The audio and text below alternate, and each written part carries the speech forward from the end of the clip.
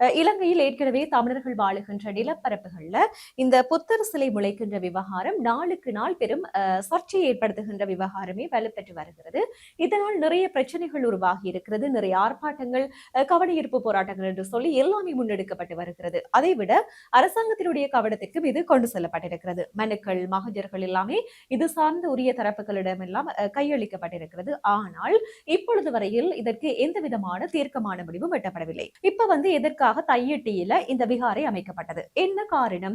இதற்கு தமிழர்கள் வாழுகின்ற பகுதியில இந்த விகாரை அமைக்க வேண்டும், அதுவும் தமிழர்களினுடைய காணியை இவர்களே கையகப்படுத்த வேண்டும், ஏன் தனிநபர்களினுடைய காணியை கையகப்படுத்தி இவர்கள் இப்படி வலுக்கட்டாயமாக எதற்காக விகாரை கட்ட வேண்டும்? இவற்றையெல்லாம் எடுத்து பார்க்கும்போது இது திட்டமிட்டு செய்யப்பட்ட ஒரு அநியாய வேலையாகத்தான் தெரிகிறது.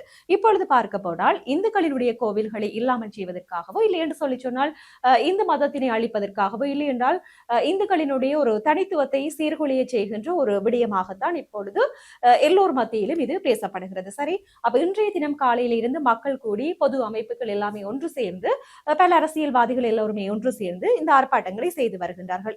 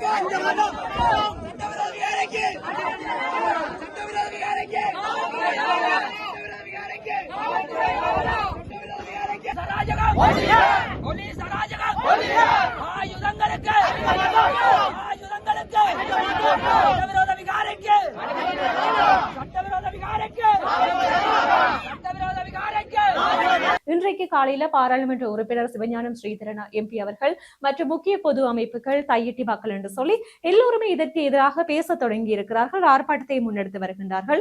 ஒவ்வொரு பௌர்ணமி தினத்திலேயும் போராட்டம் நடந்து வருகிறது. எனவே இப்படியாக தமிழ் மக்களுக்கு கிடைக்கின்ற நீதிகளை பார்த்துக் கொண்டிருக்காமல் தற்போதைய அரசுதான் இதற்கு தீர்க்கமான முடிவை பெற்றுக் கொடுக்க வேண்டும்.